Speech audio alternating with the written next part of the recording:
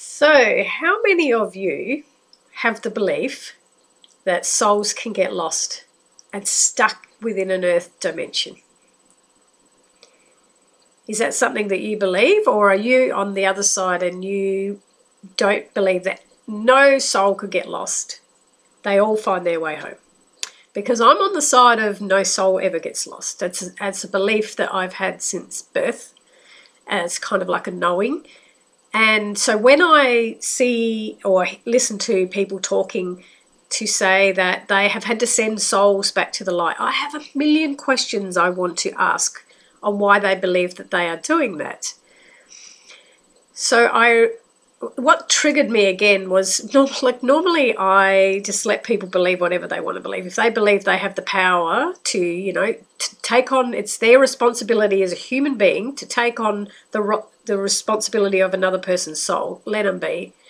But I recently was listening to a podcast and I heard the person being interviewed saying that, so she wasn't born a psychic or anything like that. She's just developed some abilities along her way through life experience, as we all do. So she said that these three children had been in a tragic accident and had all died, three siblings. And they appeared at the end of her bed and she said, "Do you need help to go to the light?" And they said yes. So she showed them where the light was, and it was so simple. She showed them where the light was and off they went. So these are my questions around something like that. I'm going to go back firstly to, let's look at the physical world, right? When a baby's born, a baby is born into this world and there is people there to welcome this baby. Now, in 98% of cases, the mother is definitely there because the baby has to come out of the mother. So the mother is always there. Quite often the father is there. In some situations, you're in a hospital. Some situations, you're giving birth in nature.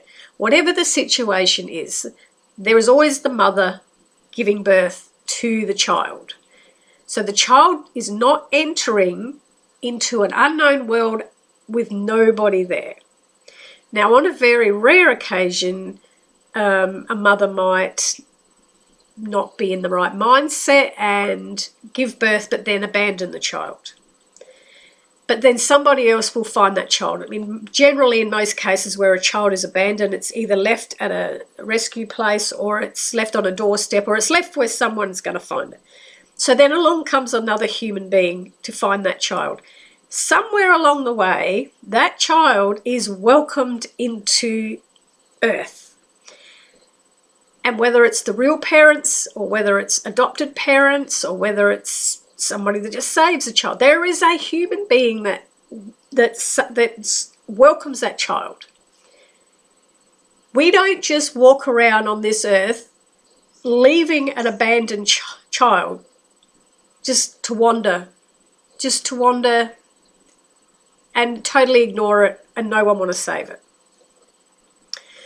So, begs the question, when a soul leaves the body, it's in a dimension where there are billions of other souls. There is also guardian angels. We have, apparently, I don't know, but we are supposed to have a guardian angel from birth.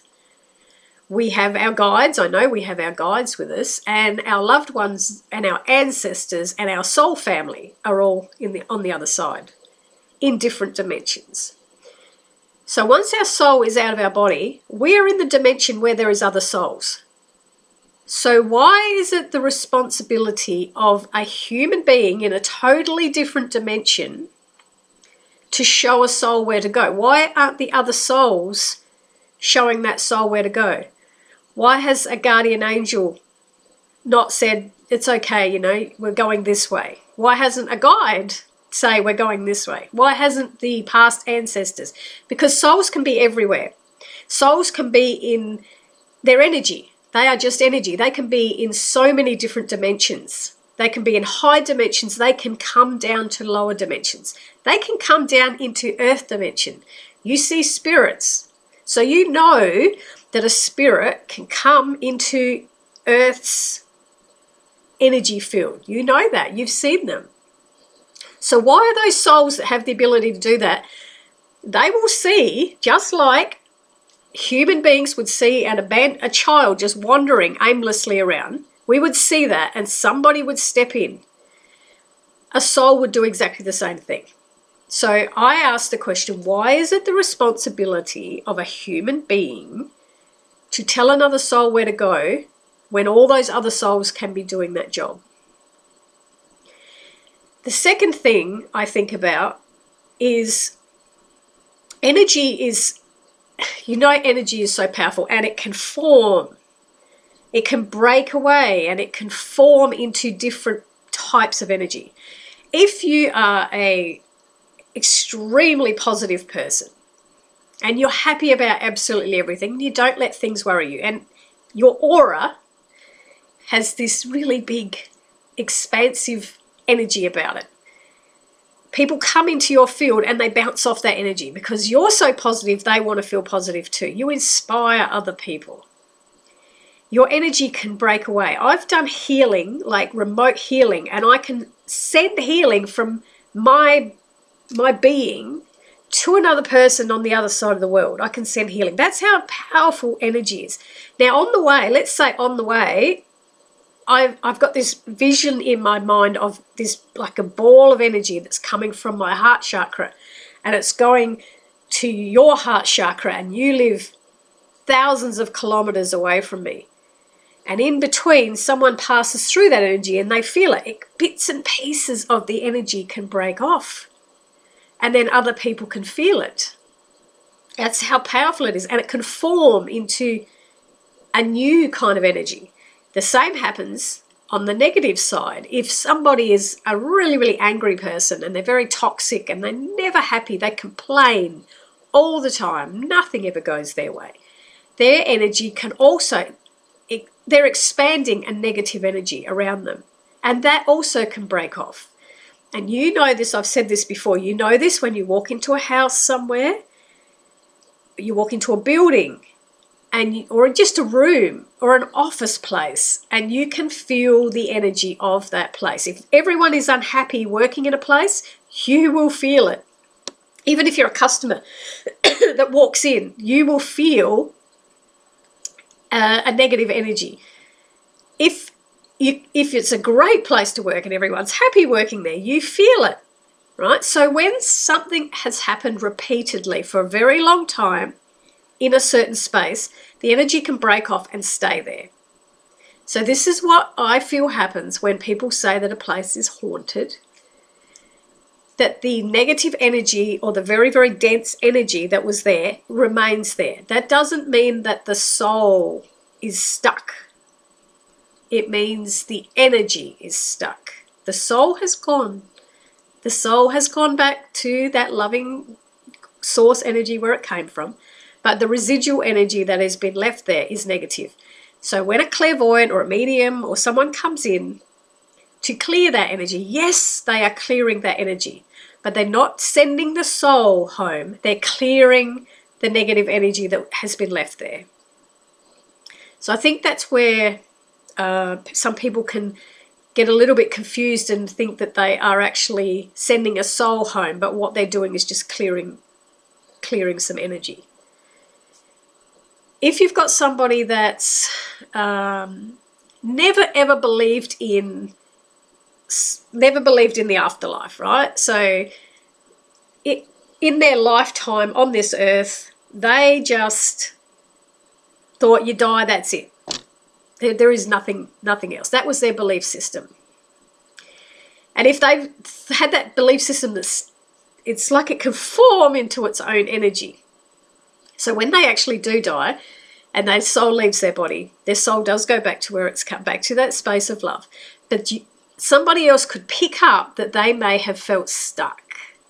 For 45 years, a thought that they constantly have that they were stuck has formed into an energy ball of being stuck. Along comes a medium or a psychic who feels stuck energy and believes they are moving the soul to the light.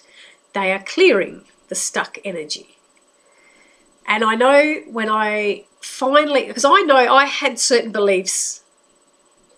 I know I had certain beliefs myself from what I read, from, you know, movies that you watch, and it all, like, the whole dramatic thing about getting rid of a ghost is exciting, hey? Isn't it exciting to think that I have the power to clear energy and send souls back to the light? Like, my ego would be so happy with that. My ego would be feeling like I was such a special person and I was so validated.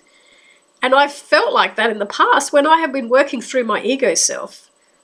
I would think like that. Like, how great am I that I can do that? And it wasn't until I started discovering more and more about the higher self and the ego self, and also once I went through my experience of actually being on the other side and knowing what it feels like, and being taught by this guide that was straightening things out in my mind, because I was wrong, and I will admit that I was wrong. I will definitely admit that I used to think a certain way, and then it changed going through the experience because this guide gave me true information and I had obscured it. So I often question, if somebody is working and they're saying they are sending people back to the light, have they firstly had a near-death experience themselves and been on the other side to see what it's really like so they understand it clearly? Are they doing it because they were born with that knowledge, or they've learned that? Because I've been doing this for such a long time, and I've watched other people and I've communicated with other people in this field, the ones that have been born clairvoyant with ability and done it their whole entire life, they don't ever think anyone gets lost. They have that inner knowing that we don't get lost when we pass. But those that have developed it, learnt it, read stories that others have written, learnt from other people, are still operating partially in their ego self, they are the ones that have the belief that they are moving souls to the light. So my question, if you come across somebody that's doing that, or you need their help, you want some energy cleared, yes, they are clearing energy. I have no doubt that people have the ability to clear energy. They can walk into a home that is very, very negative and clear that negative energy out. They can walk into a really, really loving home and feel that energy. So if you think of the places where they go, like a jail, you know how there's a lot of ghost tours in a jail? And think about the people that are in jail. They're there because they've done things wrong. They have messed up their life. They've either murdered somebody. They have no self-worth at all. They are at the lowest of low energy level, dense energy levels. So if you imagine sitting in a jail cell thinking of feeling how bad of a person you are, imagine that energy that's there. When that person, if they die in jail, their soul still goes back to source energy. There is somebody there to take that soul. There is guardian angels, there is past relatives, there is soul families, there is somebody there to take that soul back. But the energy, if you go on a tour into a jail, like the jail is now closed, right? It's an old jail. And you go through a tour, you can feel the energy that is left there. That is the residual energy. And it forms into its own ball and stays there. And the more people that go on a ghost tour, the more they want to be scared. People love to be scared because that's why they go on a ghost tour. They go there to be scared. If they didn't want to, they wouldn't do it. So their fear is like, there's love and there's fear. And they both are as powerful as one another. You can have an amazingly huge love energy and you can have an amazing fear energy, whichever one you want to tap into. So imagine the fear energy that is contributing to the already negative, dense energy that's there. And then you start seeing stuff, you start feeling stuff. It doesn't mean that they're stuck there. It's the energy is stuck there. And it can be cleared. What's another place? Like a cemetery. People will go to a cemetery because they believe that there is spirits that are stuck at a cemetery. If you think of the people that go to the grave and they're sad, there's not too many people that go and sit at a graveside and laugh and they're all positive. Most of the times they go there and they tear up, and they're sad. They miss their person. So what kind of energy is coming out of a person's auric field from sadness? It's a sad energy. So anyone else that I can go walking through a cemetery and I can feel the sad energy that people leave there from visiting graves. I'm not feeling the soul, I'm feeling the people that visit there, that leave the energy there. Another experience was I had somebody years ago that asked me if I could clear their house. And I remember at the time thinking, this isn't my thing. I don't need, there's no reason to clear houses because all I'm doing is clearing your energy. But anyway, back in this is a time when I was still working from my ego self and thought this would be really good. I could go and clear some energy out of their house. So I sat in, they had a male spirit in the house that was frightening one of the children. One of the children was trying to sleep and there was this male energy in the house. So I went and sat in the room all by myself and I felt like by sitting in the room, it was a man that used to live in the house. Now, when he lived in the house before these other people, his wife died. And he was in an extremely, he was in an extremely sad place in himself because his wife had died. He was grieving. And his grief expanded. And it expanded into the house. So anyone that walked into the house or that particular room where he had slept in that room, that's where his bed was, and at night he was crying himself to sleep. So that room was full of a very, very sad energy. When he died and left and his soul returned to source, that sad energy was still in the room. Then a young girl moves into that house, like she's sleeping in that room, and she starts to feel disturbed. Now, they had lived in that house for 3 years with nothing. There was absolutely no problem at all. This started after the little girl's brother died in a car accident. After this son died in an accident, everyone in the house was sad. Just like the man that was living there before. He was really sad that his wife died. Now we have a family that have moved in whose son has been killed in a car accident. And they're all sad. And everyone that comes to visit the house is sad. And they're all grieving.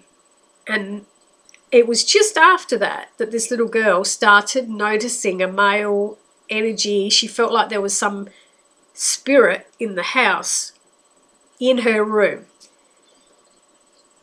Now, I thought about this late. It was not at the time. I was just clearing negative energy out of the house at the time. But I started thinking about it later on, and I thought, this man he knows what this little girl's feeling. He felt that grief for his wife. So it could be his spirit that has come down to bring her comfort because she's feeling he knows what she's feeling, but she's frightened. She doesn't know this man. It'd be like having a stranger just wandering into your house. So they're all wanting to get rid of him. So he was just trying to comfort the energy because he knew what it was. And I wasn't sending him back to the light. He was there to comfort her. And I think a lot of the times we will go, if we feel some kind of energy in a home, the first thing we think of is, oh, it's got to be a negative energy. We've got to get rid of it. We can't have that. How do you know that they're not there because they totally understand what you're feeling because they've felt it too? And you're in the exact space and feeling of what they went through. How do you know that? So start questioning a lot more. If somebody says to you that they have had to send somebody to the light or whatever, ask that where is the guardian angel of that soul? Where is the guides? Where are the loved ones? And why haven't somebody on the other side taken that soul to where they're supposed to go if they were lost? Why is it got to be a human that does it? See, my feeling is we help each other out. We're here in the physical world and we help each other out. If we see an abandoned child, we would help that child. I still feel the same happens if there are souls on the other side and they see an abandoned soul for some reason. Those souls will help them out. Why wouldn't they? Do souls have to sort out everything for humans, and do humans have to sort out everything for souls? It's like we work together. We work in the physical, the non-physical, it all blends together. There is always somebody that's going to help. But yeah, I've always questioned that. Just something doesn't sit right with me. But you may have a totally different belief to me, which is absolutely fine. We all see things on different levels. I just like to question things, and I like to find some form of proof, because just saying things, that means nothing. You've got to have some kind of evidence backing what you're talking about. So that was my topic of the day.